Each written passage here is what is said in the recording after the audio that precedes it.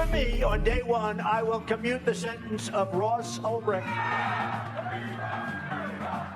He's already served 11 years. We're going to get him home. Well, now we're hearing from President Donald Trump issuing yet another pardon for Silk Road founder Ross Ulbricht. Hello, welcome to WAGMI. Glad to have you here for another episode. Ross Ulbricht, a name that sparks heated debate about freedom, justice, and the boundaries of technology. His creation, Silk Road, once represented the darkest side of the internet. And now, in a surprising move, President Donald Trump has granted him a presidential pardon. But who is Ross Ulbricht?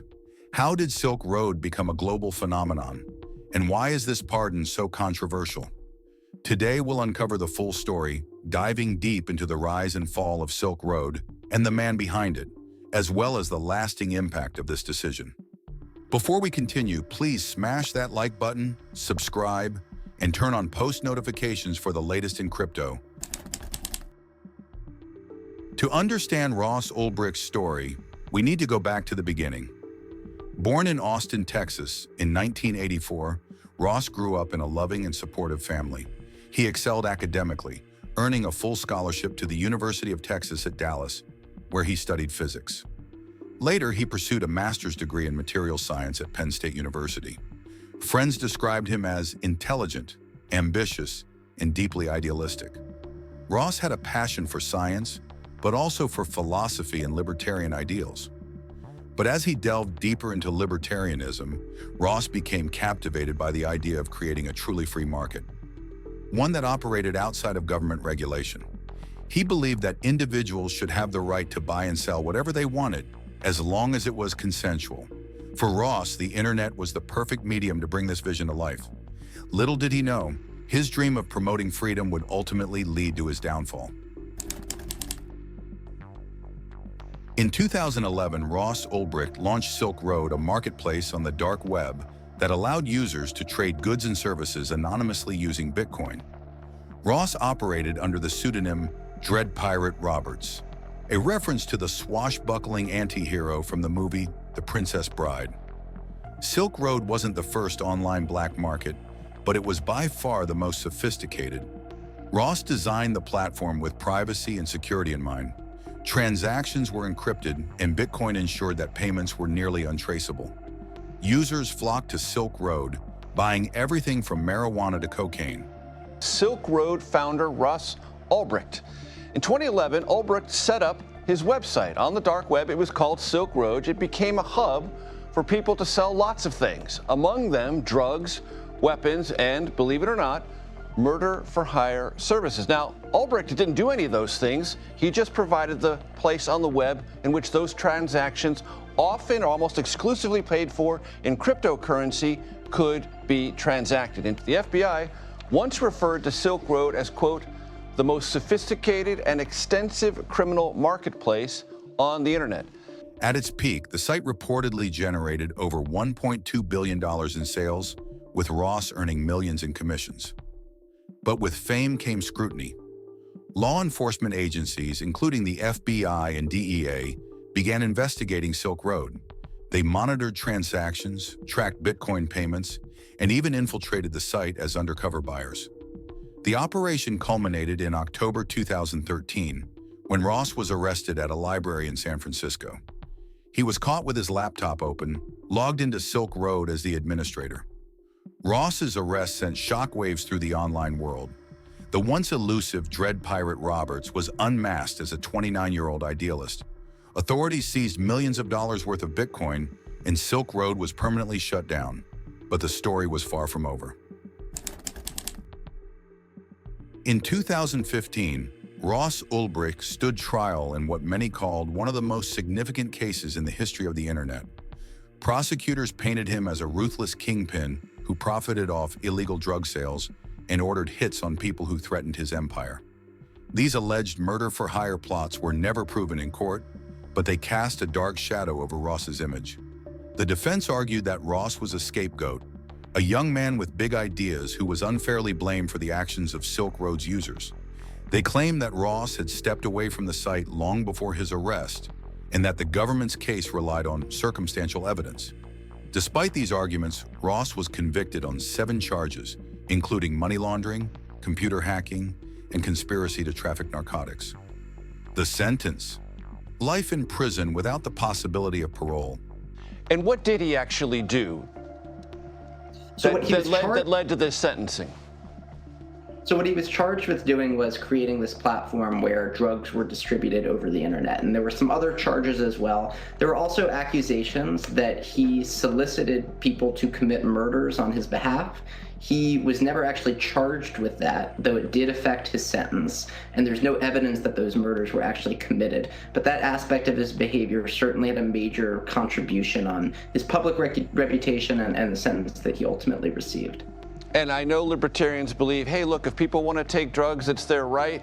But there were some significant harms that arose from transactions, drug transactions on Silk Road, correct? Absolutely. I mean, the federal prosecutors attributed 6 deaths to drugs that were sold on Silk Road. You had parents of those people, speaking during the court proceedings about the effect that Silk Road had had on their lives. I mean, he's a man who committed very serious crimes. There's no question about it. For many, this punishment was a warning to others. The dark web was not beyond the reach of the law, but for Ross's supporters, it was a gross miscarriage of justice. Following Ross's sentencing, a grassroots movement emerged to fight for his freedom. The Free Ross campaign, led by his mother Lynn Ulbricht, argued that Ross's punishment was cruel and disproportionate. They highlighted the fact that other dark web administrators received far lighter sentences, and some walked free after cooperating with authorities. High-profile figures like former presidential candidate Tulsi Gabbard and Bitcoin advocate Roger Ver joined the call for clemency. They argued that Ross's case was about more than just one man. It was about overreach in the justice system and the broader implications for internet freedom. Yet the case remained polarizing. For every person advocating for Ross's release, there were others who believed his actions had deadly consequences.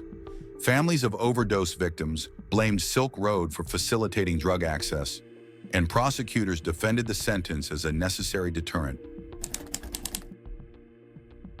In January 2025, President Donald Trump shocked the nation by granting Ross Ulbricht a full presidential pardon. The decision came shortly after Trump announced his latest presidential campaign, leading many to question his motivations. Supporters celebrated the decision as a long-overdue correction of an injustice. They pointed to Ross's remorse and the fact that he had already spent over a decade behind bars. But critics saw the pardon as politically motivated, designed to appeal to libertarian voters and the cryptocurrency community. Trump defended the move, stating that Ross's life sentence was excessive and that everyone deserves a second chance.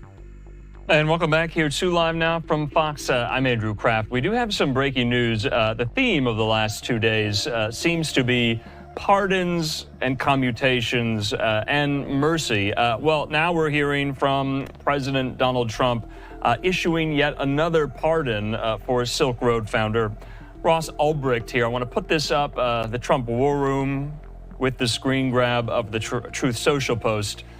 President Trump saying this: I just called the mother of Ross William Ulbricht, he says Albright there, to let her know that in honor of her and the libertarian movement, which supported me so strongly, it was my pleasure to have just signed a full and unconditional pardon of her son, Ross.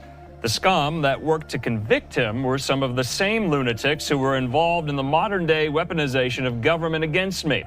He was given 2 life sentences plus 40 years. Ridiculous. Regardless of the reasoning, the pardon reignited the debate over Ross Ulbricht's legacy. Now free at age 40, Ross faces a new chapter in his life. While some speculate he may advocate for criminal justice reform or speak out about his experiences, others worry he may retreat from public life altogether. As for Silk Road, its legacy is a complicated one. For some, it represents a cautionary tale about the dangers of unregulated markets and the dark web. For others, it's a symbol of the fight for freedom in the digital age. Whatever your perspective, there's no denying that Ross Ulbricht and Silk Road have forever changed the conversation about technology, justice, and the limits of government power. Thanks for watching.